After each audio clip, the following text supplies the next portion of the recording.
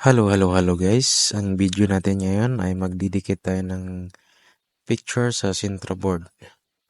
At ituturo ko rin sa inyo kung paano mag-cut ng Sintra board na smooth lang yung edges niya.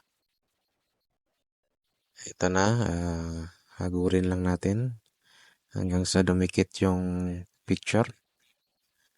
Ang gamit ko dito ay panghagod ay yung squeezy. Pero suggest ko sa inyo gumamit ng tela kasi minsan itong squeezy nakakagasgas. Pero bago pa naman tong squeezy ko, kaya okay lang. Ito na, dumikit na lahat. Ngayon, after nito, magka-cut na tayo. Gamit ang cutter at saka roller na metal. Kailangang metal ang gagamitin nating pang-cut kasi pag plastic, baka masali sa pag-cut yung plastic. Kaya kailangang metal yan. Ito na, magka-cut na tayo guys. Kailangan wag nyo munang idiin. Ahap lang muna ang pagka-cut. Yan.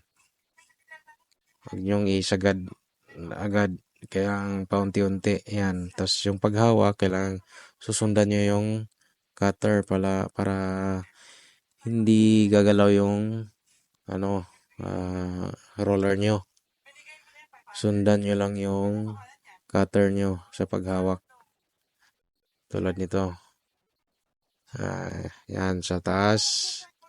Tapos sundan nyo yung kamay. Sunod yung kamay nyo. Hanggang pababa. Suggest ko sa inyo, para siguradong hindi gagalaw yung roller, magpatulong kayong humawak. May katulong kayo. Kung wala, pakuhan nyo na lang yung roller. Kasi may butas naman yan sa dulo ng roller eh. Hindi kaya bumili kayo ng clamp. Ka-clamp nyo para hindi gagalaw-galaw yung roller. Pero ako, nasanay na ako sa walang clamp. Ganito lang ginagawa ko. Pinipigilan ko lang yung roller. Yan. Pero kailangan ko pa rin yung clamp guys. Kasi mape-perfect talaga ang gawa mo nun. Hirap ng ganito. Pipigil ka. Kaya pag nabili ko yon, ituturo ko sa inyo kung paano gamitin yung clamp. Di pa muna sa ngayon kasi wala pa akong mabili. Ito na, perfect yung pagka-cut natin guys. Smooth yung gilid niya. Ngayon, maglalagay lang tayo ng hook sa likod ng Sintra para pang sabit sa wall. Cut lang tayo ng konting Sintra board. Tapos, idikit natin to sa gitna. Para makuha nyo yung center ng Sintra board. Ilagay nyo sa number ng cutting board nyo. Sa 15. Ay, 14 pala.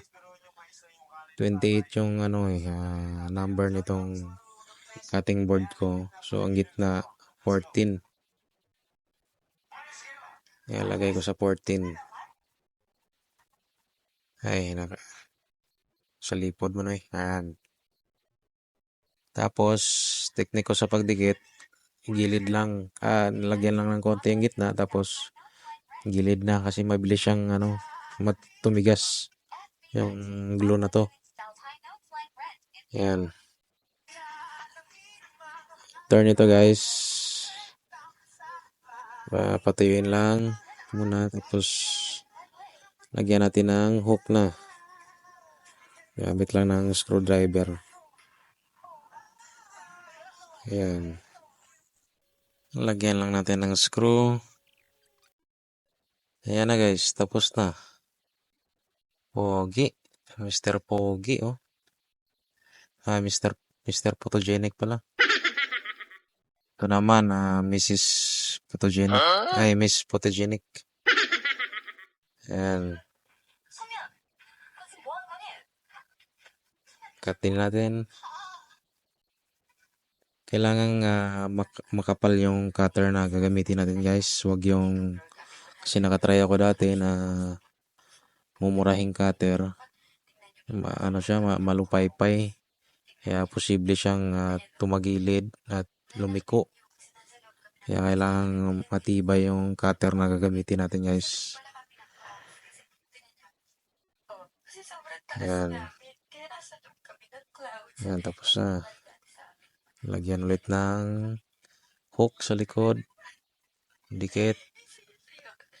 Tapos screw ulit.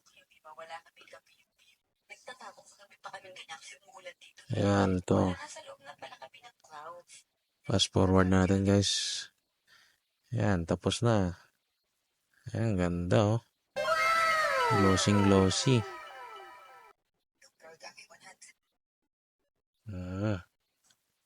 Miss Busa oh. Ngayon, ibalot na natin guys para hindi malikabukan.